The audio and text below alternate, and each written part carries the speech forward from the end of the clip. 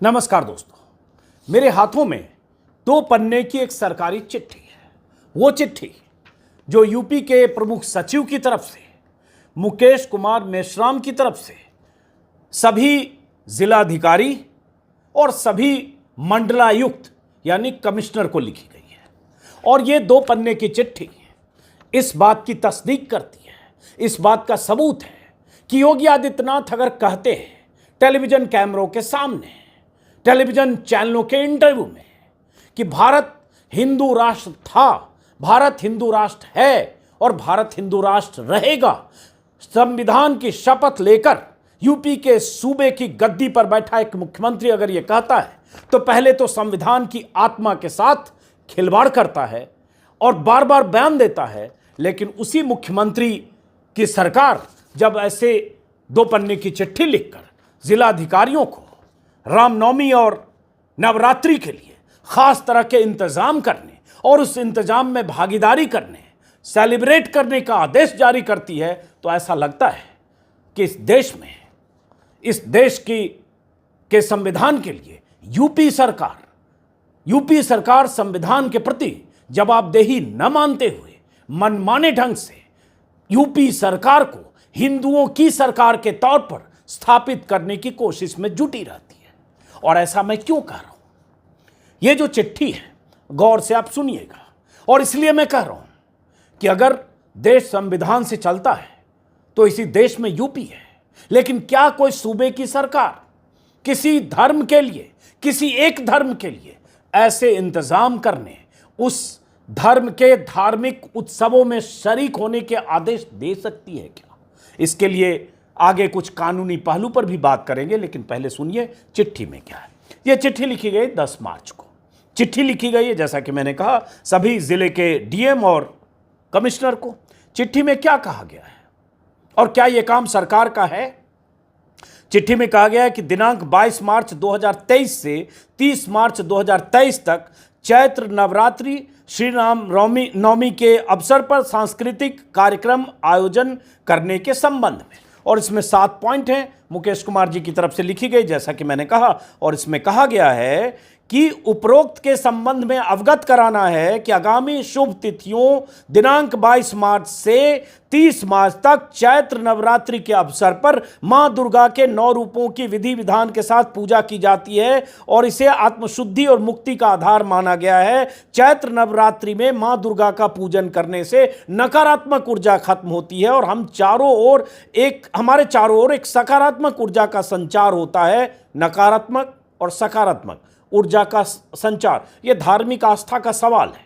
इस पर मैं कोई सवाल नहीं उठा रहा हूं। मेरा सवाल यही है कि क्या एक संवैधानिक मुल्क में किसी सूबे की सरकार इस तरह से चिट्ठी लिखकर, इस तरह से फरमान जारी करके क्या किसी एक धर्म के धार्मिक उत्सवों में शरीक हो सकती है? वो सरकार जो संवैधानिक मूल्यों के साथ सेकुलर स्टेट की जिम्मेदारी से भाग नहीं सकती, बच नहीं सकती, उसकी वही प्राथमिकता होनी चाहिए, वो सरकार। इसी में आगे है, चैत्र नवरात्रि की इन शुभ तिथियों में सरकार द्वारा अभियान चलाते हुए महिलाओं और बालिकाओं की इन कार्यक्रमों में विशेष रूप से सहभागिता सुनिश्चित की जानी चाहिए। प्रदेश के देवी मंदिरों और शक्तिपीठों में उक्त संपूर्ण अवधि में दुर्गा सप्तशती का पाठ होना चाहिए। ये होना चाहिए, चलिए ठीक है, लेकिन होना चाहिए में पार्टिसिपेट कर रहे हैं जिला के अधिकारी और सरकार क्या इंतजाम करें? गौर से सुनिएगा। यही सरकार है जहां कांवड़ यात्रा के दौरान कैसे हेलीकॉप्टर से फूल बरसाए गए, उसी सूबे में हर धर्म के लोग रहते हैं। लेकिन जब मुख्यमंत्री कहता हो हिंदू राष्ट्र था, है और रहेगा, क्या भारत हिंदू राष्ट्र है? लेकिन अगर इस तरह के आदेशों को देखें तो लगता है ये मानकर चल रहे हैं, भले उन्होंने संविधान की शपथ ली। क्या है इसमें? इसी में आगे। और क्यों कह रहा हूं, और मैं हिंदू जो दर्शक है उनसे भी कह रहा हूं, आपकी आस्था, मैं भी हिंदू हूं, उसका सम्मान करना चाहिए, लेकिन धार्मिक आस्था और रिलीजियस प्रैक्टिस आपकी निजी आस्था का सवाल है। क्या सरकार को उसमें इस तरह से हिस्सेदारी लेनी चाहिए? और लेनी चाहिए तो क्या सिर्फ एक धर्म के साथ सरकार का यह पक्षपातपूर्ण रवैया नहीं है? गौर से सुनिएगा। इसी में आगे है, उल्लेखनीय है कि आगामी 29-30 मार्च को अष्टमी रामनवमी के अवसर पर ये शक्तिपीठों, मंदिरों में ये सब होना है। इसलिए अखंड रामायण पाठ का आयोजन किया जाए, ये निर्देश है। इस आयोजन हेतु प्रत्येक जनपद में जनपद स्तरीय, तहसील स्तरीय और विकास खंड स्तरीय समितियों का गठन करते हुए कार्यक्रम संपन्न किया जाए। ये सभी जिला के जिलाधिकारियों को कहा गया। इसी में आगे समस्त जिलाधिकारियों द्वारा अपने जनपद में चयनित देवी मंदिरों, शक्तिपीठों में कलाकार का चयन अपनी अध्यक्षता में गठित कमेटी करेगी, जिसका समन्वय संस्कृति विभाग, जनसंपर्क विभाग करेगा। जिलों में तैनात सूचना विभाग के अधिकारियों द्वारा सहयोग प्राप्त किया जाए। मतलब एक तरह से आदेश किया गया है कि नवरात्रि और रामनवमी के दौरान सरकारी सिस्टम, जिला प्रशासन पूरी तरह से न सिर्फ धार्मिक उत्सव के लिए इंतजाम करे, बल्कि उसमें पार्टिसिपेट करे और सेलिब्रेट करे, ऐसा जैसे स्टेट का धर्म हिंदू है, जबकि ये सेकुलर स्टेट है। और क्यों मैं ये कह रहा हूं, आगे सुनिए। और आगे मैं एनके सिंह, वरिष्ठ पत्रकार हैं, संविधान के विशेषज्ञ भी हैं, उन्होंने क्या कहा इस पर वो भी आगे सुनाऊंगा। और ये सुनना समझना आपके लिए जरूरी भी है। इसी में आगे है, उपरोक्त आयोजन प्रदेश स्तरीय आयोजन है। इस अवसर पर सूचना जनसंपर्क विभाग के माध्यम से शक्तिपीठों और देवी मंदिरों में पर्यटन विभाग, अन्य विभागों द्वारा कराए गए विकासात्मक कार्यों, बुनियादी सुविधाओं के विकास के संबंध में प्रिंट मीडिया पर प्रचार प्रसार करें और मंदिर प्रांगणों में होर्डिंग लगाई जाए। यह सब सरकारी खर्चे पर होगा, मंदिर प्रांगण में। उसी में है, प्रत्येक आयोजन स्थल पर साफ सफाई वगैरह करें, दरी बिछाने के इंतजाम जिला प्रशासन की तरफ से की जाए। चलिए, ये इंतजाम तो ठीक है, कुंभ मेले में भी होता है और इस तरह के धार्मिक आयोजनों में होता है, लेकिन मैं बार बार कहूंगा, उसमें हिस्सेदारी, सेलिब्रेट करना और पार्टिसिपेट करना, एक पब्लिक ऑर्डर को मेंटेन करना, भीड़ को मेंटेन करना, सुरक्षा के इंतजाम करना, वहां सुचारू रूप से हर जो काम हो रहा है, धार्मिक कार्य वो संपन्न हो, वो करना, वो सरकार का काम है। लेकिन यहां सवाल पार्टिसिपेट करने का है और सवाल सेलिब्रेट करने का। इसी में है, कार्यक्रमों के अंतर्गत महत्वपूर्ण देवी मंदिरों, शक्तिपीठों का चयन करते हुए मंदिरों का पता, फोटो, जीपीएस लोकेशन तथा मंदिर प्रबंधक का नंबर, कलाकारों के नाम, ये सब 21 मार्च तक संपूर्ण तैयारियां करते हुए संस्कृति विभाग को भेज दें। समस्त जनपदों में होने वाले कार्यक्रमों की सूचनाएं प्रतिदिन संस्कृति विभाग के पोर्टल के माध्यम से जिला स्तर पर नामित नोडल अधिकारी द्वारा अपडेट किया जाए। सरकार ने रामनवमी और नवरात्र को सरकारी धार्मिक उत्सव मान लिया और पूरी सरकारी मशीनरी को जिम्मेदारी दे दी कि इस उत्सव में आपकी भागीदारी हो और आप अपनी भागीदारी सुनिश्चित करते हुए क्या क्या करें, और ये सब सरकार के खर्चे पर। क्या यूपी की सरकार, 24 करोड़ यूपी के लोग और यूपी के मतदाता जिन्होंने सरकार को चुना है, क्या वो सरकार सिर्फ हिंदुओं की सरकार है? इसको पढ़कर तो यही लगेगा। और योगी इसी रास्ते पर यूपी को क्या अलग से ले जा रहे हैं। देश में जिस अलग अलग राज्यों में जिस तरह की हरकतें हो रही हो, वो तो हो रही है, उस पर बहुत बार सवाल उठे, लेकिन यूपी जहां का सीएम ही कहता है हिंदू राष्ट्र था, है और रहेगा। इसी में प्रदेश स्तरीय उक्त कार्यक्रम सफलतापूर्वक कार्यान्वयन करने और सभी प्रकार के समन्वय करने के लिए शासन स्तर से श्रीमती उमा द्विवेदी को इन्होंने जिम्मेदारी दी है, नोडल अधिकारी नामित किया है। उक्त कार्यक्रम में प्रस्तुत करने वाले कलाकारों को जो भी मानदेय राशि है वो भी कहा गया है। और मुझे ये कहने का निर्देश हुआ है कि आगामी नवरात्र की शुभ तिथियों में प्रदेश के सभी देवी मंदिरों, शक्तिपीठों में भव्य देवी गायन, दुर्गा सप्तशती पाठ, अखंड रामायण ये सब हो और इनकी तस्वीरें संस्कृति विभाग के पोर्टल पर उपलब्ध कराएं। मुकेश कुमार मिश्रा, स्टाफ अफसर, प्रमुख मुख्य सचिव यूपी, प्रमुख सचिव सूचना जनसंपर्क, और सबको लिखा गया। सवाल ये उठता है, क्या ये सरकार का काम है? क्या संविधान की बुनियाद पर टिके इस देश में, जहां सेकुलर स्टेट को होना चाहिए, जहां स्टेट का तौर तरीका सेकुलर होना चाहिए, क्या वो सरकार इस तरह से एक धर्म के प्रति इस तरह से सर्कुलर निकालकर जिले के अधिकारियों को ऐसी चिट्ठी लिखकर क्या उस धार्मिक आयोजन का हिस्सा बनने को कह सकती है? और कह सकती है तो सवाल उठता है, उसी यूपी में मुस्लिम भी हैं, सिख भी, ईसाई भी हैं, आबादी उनकी जो भी हो। एनके सिंह वरिष्ठ पत्रकार हैं, संविधान के जानकार हैं, जैसा मैंने कहा। उन्होंने क्या कहा है, पहले वो सुनिए।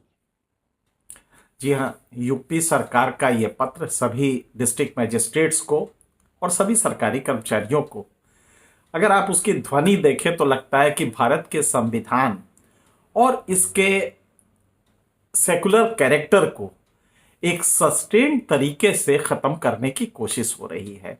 और ये कोशिश किया जा रहा है कि इसे हिंदू राष्ट्र में कन्वर्ट कर दिया जाए और फसाड डेमोक्रेटिक हो, फसाड सेक्युलर हो। और इसके लिए कोशिश ये है कि धर्मनिरपेक्ष सेकुलरिज्म की जो हिंदी होती थी उसको हमने खूबसूरती से पंथ निरपेक्ष कर दिया है।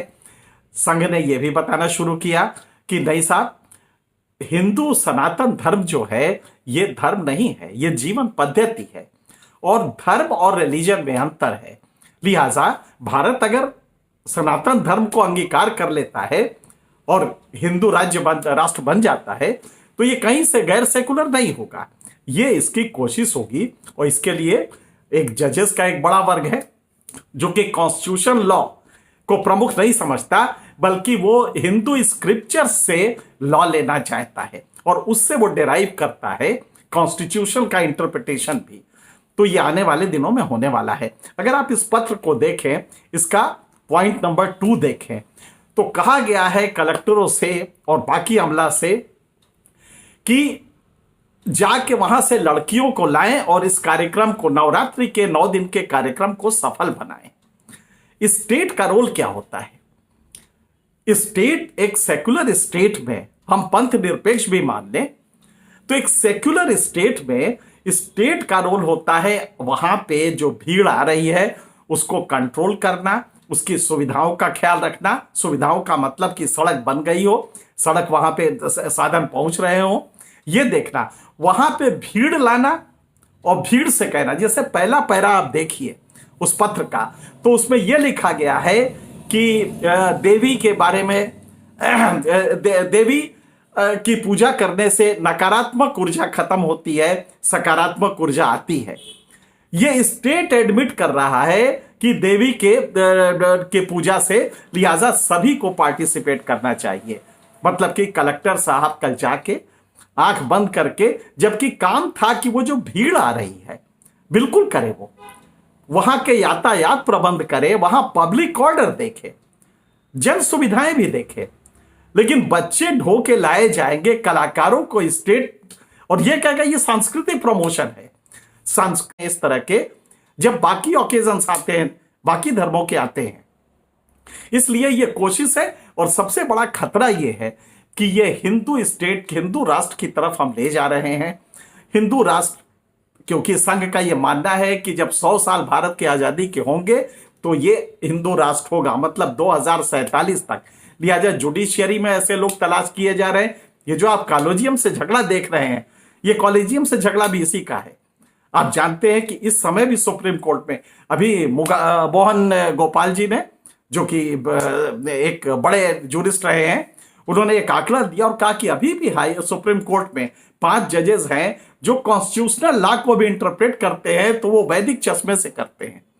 आप सोचिए कि आने वाले दिनों में आखिरी लड़ाई जो लड़ी जाएगी प्रजातंत्र की, वो लड़ी जाएगी सुप्रीम कोर्ट में, और सरकार ये जानती है। आप जरा सोचें कि किस तरह से आपकी व्यवस्था है कि आप डेलिबरेटली कलेक्टर्स को कह रहे हैं कि बच्चों को वहां पे ले आइए, बच्चों का पार्टिसिपेशन होना चाहिए, और उन आइडेंटिफाई कीजिए उन पूजा मंदिरों को जहां के पे हम सांस्कृतिक कार्यक्रम करा सकते हैं, जहां पे ये पूजा वगैरह फैसिलिटेट कर सकते हैं। आप बिल्कुल हेलीकॉप्टर से लेके ट्रैफिक कंट्रोल कीजिए। जब कांवड़ यात्रा होती है तो आप हेलीकॉप्टर से ट्रैफिक तो कंट्रोल कर सकते हैं, लेकिन आप ट्रैफिक से फूल नहीं बरसा सकते। आपने कितनी बार बाकी रिलीजन्स के लिए भी फूल बरसाए हैं, और आपके पास गरीबी इतनी है, आपके पास यही धंधा रह गया इस समय। तो मुझे लगता है कि पूरे अधिकारी उसी भाव में हैं, उनकी मजबूरी है। हालांकि डॉक्टर अंबेडकर ने तो इनको बहुत बड़ी सुविधा आर्टिकल 311 में दी थी, और जब उस समय संविधान सभा में लोगों ने विरोध किया कि अफसरों को क्यों दे रहे हैं वो प्रोटेक्शन, तो उन्होंने कहा इसलिए कि वो पॉलिटिकल मास्टर से तन के खड़ा होकर कह सके कि नहीं, हमने संविधान की शपथ ली है और हम कानून को बहाल करने के लिए हम संविधान सम्मत काम करेंगे, ये वो तन के कह सके। लेकिन आज हमारी ब्यूरोक्रेसी भी उसी तरह की है। कोई ताजुब नहीं होगा, आपको याद होगा कि जब यहां पे कांवड़ यात्रा हो रही थी तो एसपी ने एक जिले के पैर धोए थे, एक कांवड़ वाले के, तो हम इस तरह से ब्यूरोक्रेसी को यूज कर रहे हैं एक खास पर्पस के लिए, एक खास रिलीजियोसिटी इन्फ्यूज करने के लिए। मुझे लगता है कि किसी भी सभ्य रेशनल साइंटिफिक थिंकिंग वाले समाज में यह कबूल नहीं होना चाहिए। लेकिन जो स्थितियां हैं उसमें हम कुछ भी नहीं कर सकते। शायद सुप्रीम कोर्ट में आखिरी लड़ाई इस जब डेमोक्रेसी को बचाने की हो सकेगी। एनके सिंह को आपने सुना, बहुत टू द पॉइंट उन्होंने अपनी बात कही है। मैं फिर कहूंगा कि सवाल उस पर नहीं उठा रहा हूं कि किसी धार्मिक आयोजन के लिए सरकार को इंतजाम में हिस्सा लेना चाहिए या नहीं, या सरकार की तरफ से इंतजाम करने चाहिए या नहीं।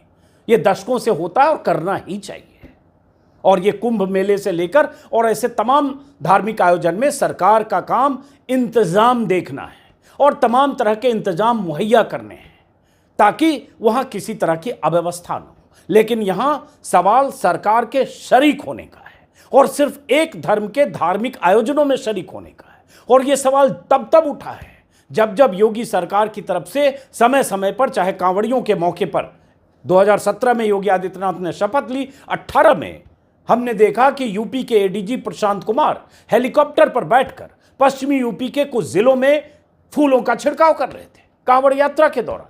फिर 2022 में हमने देखा कि यूपी के कुछ जिलों में, अमरोहा में शायद, अमरोहा के डीएमएसपी कांवड़ियों का पैर भी धो रहे थे, माला पहना रहे थे, मसाज कर रहे थे। क्या यह काम पुलिस प्रशासन का है? उसके बाद 2022 में ही योगी आदित्यनाथ हेलीकॉप्टर से पश्चिमी यूपी के कई इलाकों का उन्होंने हवाई सर्वे किया। नतीजा यह हुआ कि मेरठ, मुजफ्फरनगर, सहारनपुर और आसपास के इलाकों की पूरी पुलिस, पूरी मशीनरी जुट गई कांवड़ियों की सेवा में।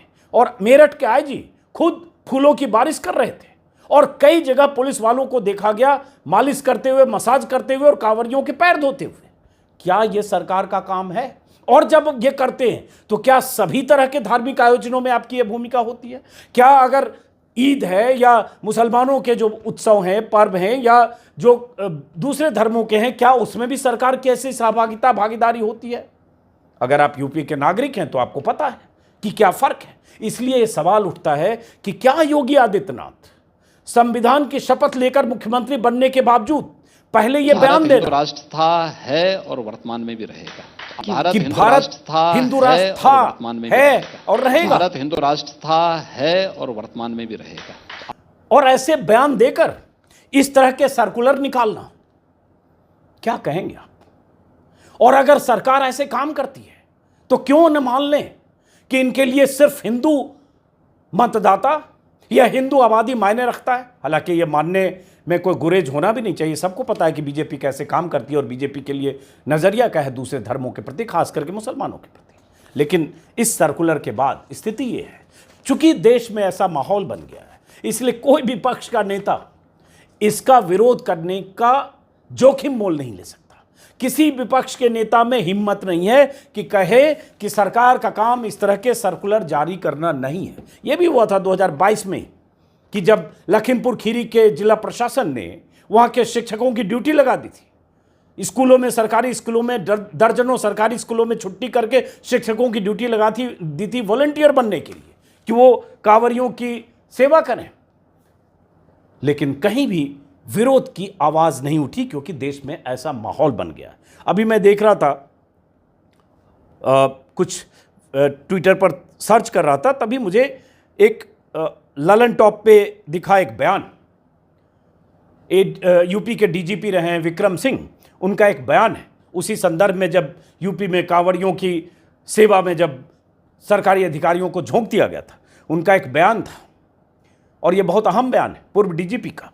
पुलिस कर्मियों का काम है उन लोगों को सुरक्षा उपलब्ध कराएं, अगर उन्हें फूल बरसाना है तो छुट्टी लें, सादे कपड़ों में जाएं और मन में जो आए करें, लेकिन वर्दी पहनकर ड्यूटी में रहते हुए कांवड़ियों के पैर की मालिश करें। यह आपत्तिजनक है। यूनिफॉर्म का मतलब होता है आप सबके लिए एक जैसे हैं, लेकिन एक तरह का काम दिखाता है कि आपकी सहानुभूति और आपका झुकाव एक पक्ष की तरफ ज्यादा है। उनका यह भी कहना है अगर आपको आस्था सार्वजनिक करनी है तो वर्दी उतारकर कांवड़ यात्रा पर चले जाएं, लेकिन इस तरह की हरकत ना करें। आईएएस और आईपीएस अधिकारियों का काम फूल बरसाना नहीं है, यह सरकारी नियमों और पुलिस रूल के खिलाफ है। उन्होंने यह भी कहा ऑल इंडिया सर्विस रूल यही है कि कोई भी व्यक्ति मन, कर्म और वचन से ऐसा कोई काम नहीं करेगा जिससे सांप्रदायिकता की बू आती हो, लेकिन यहां आती है क्योंकि आप एक धर्म के प्रति आपका नजरिया ये होता है कि हेलीकॉप्टर से फूल बरसाते हैं और इस तरह से सरकारी ऑर्डर जारी करते हैं और बाकी के लिए क्या है कहने की जरूरत नहीं है।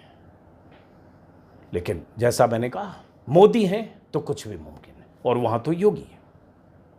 तो देखते हैं अब कैसे जिले जिले में इंतजाम किए जाने और देखते हैं कि क्या कोई विपक्ष का नेता इस पर सवाल उठाता है या उठाने की हिम्मत करता है, क्योंकि माहौल ऐसा है कि कोई जोखिम मोल लेना नहीं चाहता।